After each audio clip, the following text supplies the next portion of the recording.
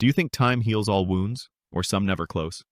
I still remember the exact moment the words left my mother's mouth because they landed like a punch I didn't see coming. We were sitting in her kitchen, and she said it so casually, like she was reading the grocery list. Christmas is for parents this year. You don't really belong in that circle, honey, so it's just easier if you sit this one out. She even smiled a little, as if that softened it, as if taking the sting out of rejection was possible when it came wrapped in fake sweetness. My older brother Mark and his wife were there, nodding along, and my sister Jenna laughed like it was all a funny misunderstanding, but nobody actually corrected her. Nobody said, "Wait, that sounds cruel." Nobody asked how I felt about being pushed out of something that had always been the most important family day of the year. It was just silence. And then Mark added, "You'll get it when you have kids of your own." That one sentence was enough to strip away years of pretending we were equals in this family. I didn't argue. I didn't shout or beg. I just nodded, because I knew that if I opened my mouth, it wouldn't be a calm protest. It would be an explosion. And I wasn't going to give them that satisfaction. Inside, I was humiliated, furious, and also deeply aware that this wasn't about parents only at all. This was about status. They had something I didn't, and instead of valuing me as a person on my own, they decided my worth was tied to whether or not I had children. That realization left me cold. The conversation drifted to plans, menus, who was bringing what dish, what gifts would be exchanged. And I sat there invisible, like the fact I was even present had become an inconvenience. It was as though my role had shifted overnight from daughter and sister to some kind of outsider intruding on a private club. I had been preparing gifts for everyone, small thoughtful things I'd picked up over the past month, and suddenly they were pointless. Why give anything to people who had no problem discarding me when it suited them? I got home that night and put the gifts in a drawer. My apartment felt emptier than usual, and I caught myself replaying their words again and again, each time cutting deeper. At one point I laughed bitterly at how childish it was, this idea that Christmas should be about some exclusive membership. Isn't it supposed to be about family as a whole? Togetherness? But clearly, in my family, those ideas only applied selectively. By midnight, I wasn't crying anymore. I was scrolling through my phone, and the thought hit me, if I wasn't going to spend Christmas with them, then I would spend it somewhere better. Somewhere they couldn't touch me with their smug comments and fake concern. A place where, for once, I could be the one in control. That's when I started searching for last-minute resort deals. It felt impulsive at first, like I was trying to fill the void, but as I looked through options, a new feeling took over, a sense of power. If they wanted to treat me like an outsider, fine. I would lean into it and become untouchable. I booked a suite at a 5-star resort less than 2 hours away. The cost made me hesitate for a moment, but then I thought of Mark rolling his eyes and my mom telling me I didn't belong, and suddenly it felt like money well spent. It wasn't even about luxury. It was about showing myself that I didn't need their approval to have a good Christmas. The next morning, instead of sulking or pretending the holiday wasn't happening, I packed a small bag and checked in at the resort. The staff greeted me like I mattered, which was more than I could say for my family. As I walked through the lobby, I felt the bitterness start to loosen its grip. I hadn't realized how much I needed to reclaim something for myself. I ordered room service, lounged by the pool, and for the first time in a long while I felt free. There was no snide commentary, no measuring my worth against whether or not I had kids, no conversations where I had to prove I was just as valuable as anyone else. It was just me, and it was enough. But here's the part that made it all shift. I took a couple of photos, nothing flashy, nothing posed, just me with a drink by the pool, the kind of pictures you post when you want people to know you're living your life without apology. I didn't add any captions or tags, just let the images sit there, quiet and unbothered. Within an hour, the notifications started. My phone buzzed over and over with messages from family. Some were innocent, like Jenna asking, "Where are you?" Others dripped with passive aggression, like, "Moms, I hope you're safe, dear," which I could practically hear in her guilt-soaked tone. Mark didn't bother hiding his annoyance. Real classy move, rubbing this in. I didn't respond. I just let the phone buzz on the nightstand while I leaned back and enjoyed my drink. For once, I wasn't the one chasing their attention. They were chasing mine. And in that silence, while the phone wouldn't stop vibrating, I knew I had stumbled onto something bigger than I planned. This wasn't just about spending Christmas differently. This was about flipping the script entirely. By the time the second wave of messages rolled in, I had already decided I was done explaining my existence to people who preferred me quiet and useful. So I let the phone keep buzzing while I finished breakfast and reminded myself that I did not have to perform gratitude for a family that had just demoted me to a guest pass that could be revoked at will, and if that sounded harsh then good, because it needed to be. Jenna tried the playful route with a string of questions that pretended curiosity while smuggling an accusation. Mark went straight for the throat with a lecture about attention-seeking and maturity. And my mother wrapped her displeasure and concern by asking if I was safe and whether I had thought about how this looks, which translated to the same old lesson that keeping up appearances mattered more than how I was actually treated. I read every word and felt the same heat rise in my chest that had swallowed my voice in her kitchen the night before. Then I put the phone face down and decided that, for once, I would move first and make them react to me. I took exactly one more photo because I wanted it to be intentional rather than performative, and I wrote a caption that was not a caption at all. Just a simple line about taking care of myself this Christmas and hoping everyone who felt pushed out by their people found a way to feel valuable anyway, which sounded calm on the screen even though my hands were still tight from the anger. And I hit post and closed the app because I knew the point was not to argue in the comments, but to reclaim the narrative I had been forced to swallow. Within minutes the calls started, and when I ignored them they tried FaceTime like I was a teenager who needed to be hauled back into line, which made me laugh in a way that felt heavier than humor. So I left the phone under a pillow and went downstairs to talk to someone who remembered how to treat me like a paying adult. The concierge did not need a long story. She only needed to know that I wanted a quiet day that did not involve dodging guilt, and she surprised me by asking whether I would like a late checkout on Christmas Day and a reservation for dinner that night, which sounded like the kind of decision a person who belongs makes without apology. So I said yes and felt the tiniest click in my head as something realigned. I spent the early afternoon answering a few supportive messages from friends who understood the undertone of that caption without me spelling it out. Then I opened the group chat with my family and looked at the stack of blue bubbles that alternated between coaxing and scolding, and I realized I had been walking around for years with an invisible leash I kept pretending was a scarf. Here is where I made a choice that was not loud, not cruel, and not really about them at all, and yet I knew it would hit harder than any rant I could deliver, because clarity has a way of doing that. I took the neatly wrapped gifts I had stashed in my suitcase, the ones I had bought during the past month with the same old hope that effort could buy me belonging. And I asked the concierge if the resort partnered with any local shelters or programs that took last-minute donations. And within 10 minutes, she had a driver ready to take me to a community center that was accepting holiday gifts for families who were not arguing about place settings and categories of worth. I signed the donation form in my own name because I wanted the receipt to reflect a decision, not a secret, and I wrote a brief note on the card that said these were given in honor of anyone who has been told they do not count unless they fit a mold, which felt like the first honest dedication I had written in a long time. When I got back to the room, I took a single photo of the donation receipt, cropped out the address and any details that belonged to other people, and sent it to the family chat with one line that was not sarcastic and not angry and not an invitation to debate. My gifts found a better home this year.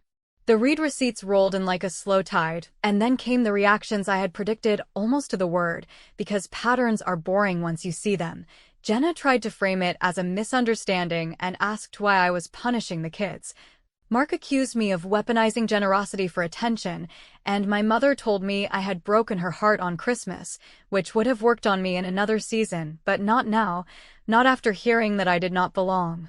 I typed and erased a dozen responses before I remembered that the whole point was to stop sitting for exams I never signed up to take, so I wrote back a single paragraph explaining that I was honoring the rule they made, that I was keeping my distance like they asked, and that I hoped their parents-only event was everything they wanted. Then I put the phone in airplane mode and let the room go quiet. The quiet did not feel empty. It felt like a door being shut with my hand on the knob instead of someone else's. I ate dinner downstairs and listened to the low murmur of conversations that had nothing to do with me, and I thought about how long I had been bargaining for scraps of consideration when I could have been building my own table. And I know that sounds like a slogan, but in that moment it finally felt true. When I turned my phone back on later that night, there were missed calls from my parents' landline and a few messages from extended family who had clearly begun to hear some version of the story, and while a part of me braced for the usual drama, another part of me was already planning the next move, because if they wanted me on the outside, then I would show them what I could do from out there. I booked something for New Year's that would make the resort look like a warm-up, not because I needed to prove anything to strangers on the internet or my siblings with their calendars full of parent meetings, but because I wanted to mark the end of a season where I waited for permission that never came. And as the confirmation email landed, I sent one last message to the family chat letting them know that I would not be available for New Year's either, and that any future invitations should be clear and respectful if they expected an answer. Then I turned off notifications altogether and smiled at how light my hands suddenly felt, because the best move had already been made and there was nothing left to do but let it sink in. The morning after the donation message, my phone lit up like it had finally realized who pays the bill, and the stream of calls, voicemails, and group chat paragraphs felt less like concern and more like a coordinated effort to pull me back into a role I had stopped auditioning for, because every line carried that familiar blend of soft control and baked-in superiority that used to make me second-guess my own memory of events, and I could feel the old reflexes kick in before I stopped myself and remembered that I had already made the decision not to explain my worth to people who only measured it when it suited them. Mark left a voice message that was almost impressive in its efficiency, because in under a minute he managed to accuse me of ruining Christmas, embarrassing our parents, and manipulating strangers online for attention, while still finding time to suggest that if I had handled things like an adult and talked to him first, this never would have escalated, which would be hilarious if it weren't so tired. And then Jenna chimed in with a long text about how she totally understood my feelings, but also that children were sensitive and would be hurt if they knew Auntie was mad at them, which told me that the family story had already shifted to paint me as the one attacking the kids rather than the people who had built a velvet rope around the holiday and acted like it was common sense. I listened to my mother's voicemail last because I knew the shape of it before she spoke, and sure enough, she cried the way she cries when the drywall gets damaged during a furniture delivery, where the tears seem real, but the grief belongs to the idea of perfection rather than the people living in the house. And she said that my photo at the resort had started questions from the cousins and the church committee and even her neighbor who runs the neighborhood watch, and that she did not have answers because my caption made it sound like we had done something cruel, which, she added, we absolutely had not, since this year was simply about logistics and keeping things uncomplicated for the little ones. And as she said uncomplicated, I felt that same cold clarity from the kitchen conversation, because uncomplicated had always meant me doing the emotional lifting and smiling through gritted teeth, so nobody had to make room for anything that did not benefit them. I wanted to fire back with a list of years where uncomplicated meant I bought gifts for everyone's kids while fielding jokes about my free time. And I wanted to remind them that I had spent last Christmas Eve in their laundry room quietly scrubbing gravy out of a table runner while they watched a movie. And I wanted to ask my brother whether he remembered the time I spent my own bonus to cover his last-minute gift panic so his kids wouldn't see the gap under the tree, but every version of that message ended with me litigating my humanity like an invoice, so instead I made a different move that felt simple and, frankly, a little delicious, because it asked nothing and took nothing yet shifted the balance in a way they would not anticipate. I went into my phone settings and created a custom focus reply that would automatically send to anyone who texted while the setting was on, and I wrote one single sentence that was so calm it almost hummed. I am honoring the parents-only boundary you set for this holiday. If you want a different arrangement, put it clearly in writing and I will consider it next year. The beauty of that line was that it did not raise its voice and it did not accuse. It simply held up a mirror and refused to blink, and once it was set, I toggled the focus on and let technology do what I used to exhaust myself doing, which was repeating the boundary while everyone pretended not to hear it. An hour later, Aunt Linda called and, when I did not pick up, texted me privately with the kind of tone only an aunt who keeps receipts can use, telling me she had seen the donation note and wanted me to know that she had heard something about a parents-only rule and that it did not sit right with her, then adding that she would be stopping by my parents' place later and asking whether I minded her mentioning that phrasing, and in that moment I realized I did not have to blast the truth or run a public service announcement. I just had to stop cushioning it, so I wrote back that she could use the exact words my mother had used because they were accurate and I was done sanitizing them. And as I hit send, I felt a very quiet click that told me the power had started to shift in ways that would not require me to raise my blood pressure to prove a point. By afternoon, the group chat was a rotating stage of strategies, with Jenna trying to move into mediation mode by proposing a quick family Zoom to clear the air, and Mark testing a more aggressive line about how my donation stunt had made their kids cry. Which I did not believe for a second, because those kids cry when the Wi-Fi lags, but not when an adult writes a sentence on a phone, and then my mother dropped a message that was clearly written to be forwarded, where she explained to an unnamed audience that I had misinterpreted a casual comment about logistics and that of course I had always belonged at Christmas, which read almost convincing until I scrolled up to her original message and saw the sentence telling me I didn't belong because I was not a parent, and it took everything in me not to paste a screenshot and end the debate with a single image. But I decided to hold that card because restraint can be louder than proof when people are waiting for you to snap. I did, however, make one more move that felt like justice without theatrics, and it came to me while I watched the resort staff handle a complicated guest request with patience and clarity that I rarely saw at home. Because I suddenly remembered the community calendar that my mom runs for the family potlucks and birthday parties, the one where she always expected me to be the flexible one. And I opened it and removed myself from every recurring task that had my name on it, then added a single note under the New Year's week that said unavailable due to previously scheduled commitments, which was both true and strategically placed, and right after I saved it, my dad texted me directly for the first time in days with a line that did not sound like him at all, asking if we could talk before New Year's because there might be a way to fix things if I would just come by for a few minutes, and I stared at the message long enough to see the bubbles appear again before I toggled my focus reply back on and booked the final detail for New Year's that would make their sudden interest feel a little late, because when I told them where I would be and who I would be standing next to, they would finally understand that the door they closed was never the only door I could walk through. New Year's week arrived with the kind of energy that always makes people restless, the air full of plans, resolutions, and parties where everyone tries to prove they are stepping into something better. And while my family prepared for their usual gathering at my parents' house with the same traditions recycled year after year, I was finalizing details for an evening that would not include begging for a seat at their table. I had booked myself into a gala hosted by a friend from college who had turned her career in event planning into something grand enough to attract sponsors, local figures, and more than a few people my family admired from a distance, but had never actually met. When the confirmation landed in my inbox with my name spelled correctly and my seat number printed clearly, I thought about how many years I had been willing to take the folding chair in the corner at family dinners because I didn't want to make noise about being overlooked, and it struck me that my silence had been the most expensive thing I ever paid for.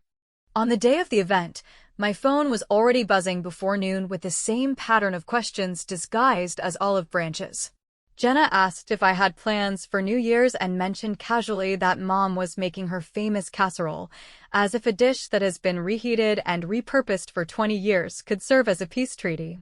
Mark skipped the pretense entirely and accused me of dragging the drama into another holiday when I could simply be an adult and show up, which was funny because I could not think of anything more childish than inventing a parents-only rule for Christmas in the first place. My mother's message came last, a long one that started with a plea for us to move past this, because life is too short for grudges, and ended with the kind of guilt-soaked reminder that the family will always be your family, whether you like it or not. I read it slowly, not because I was tempted to agree, but because I wanted to make sure I didn't miss the way she twisted her phrasing to make it sound like she was extending grace instead of trying to re-establish control. That evening, as I walked into the ballroom where the gala was being held, the contrast hit me harder than I expected. People greeted me by name. Some remembered details from conversations we had years ago, and others asked genuine questions about what I had been working on, and not once did I feel like I had to justify why I was in the room. The champagne was cold, the music was polished, but none of that mattered as much as the simple fact that for once I was standing in a place where belonging was not conditional. I posted a few photos, just as I had at the resort, nothing over the top, just enough to show that I was not alone and not forgotten, and within an hour the messages started again. This time they weren't laced with casual dismissals, they were sharper, edged with something that felt like panic. Jenna sent a message asking who I was with, because she recognized one of the names tagged in a photo and clearly did not like that I was spending the evening with people she admired, but had never been able to reach.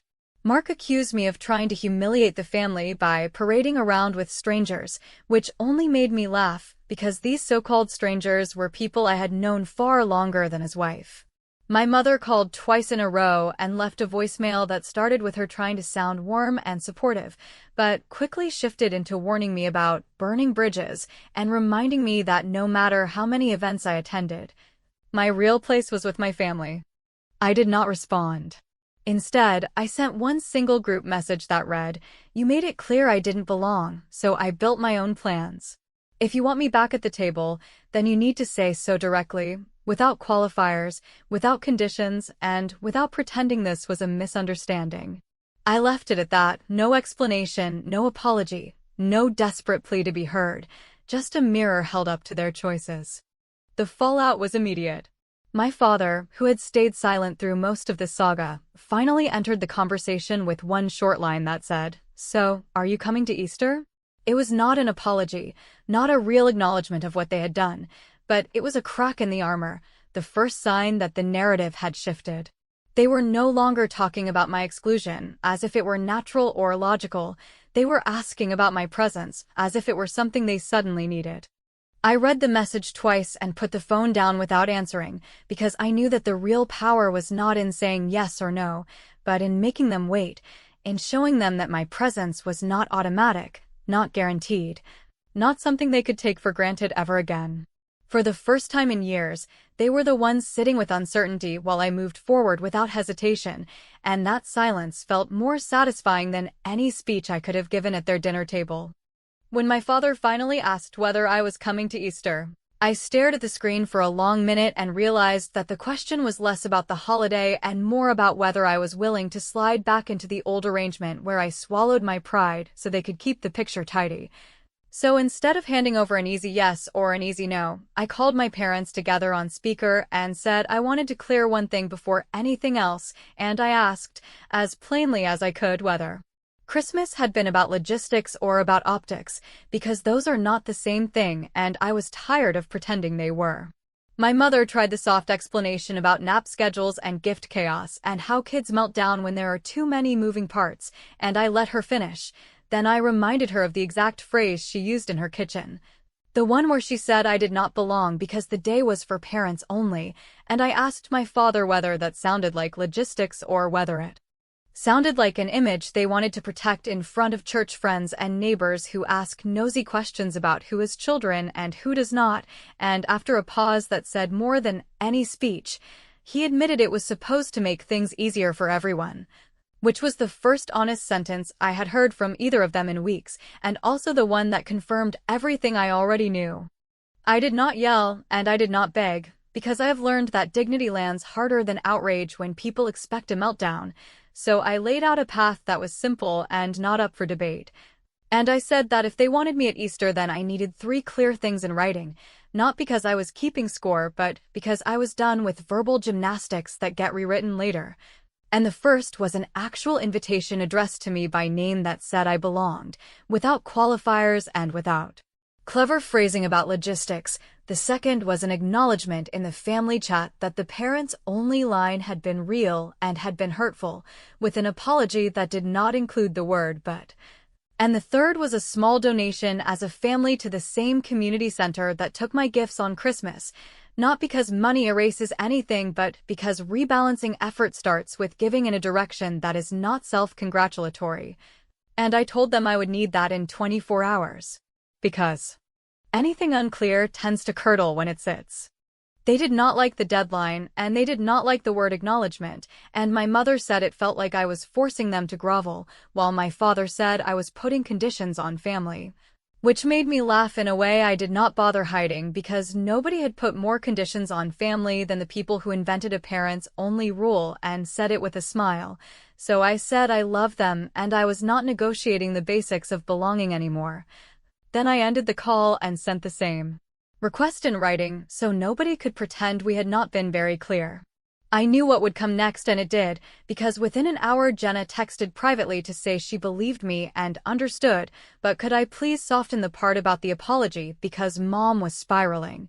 And Mark sent a dissertation in the group chat about pride and attention, and how this could all go away if I just showed up and stopped making a scene, and then my mother posted a thoughtful-sounding paragraph about misunderstandings and holiday stress, and how none of this was meant the way it sounded, which was so perfectly polished that I recognized it as the statement she wanted other people to see, and that was when I made the move I had been saving. I took a calm screenshot of the original message where she told me Christmas was for parents only and that I did not belong.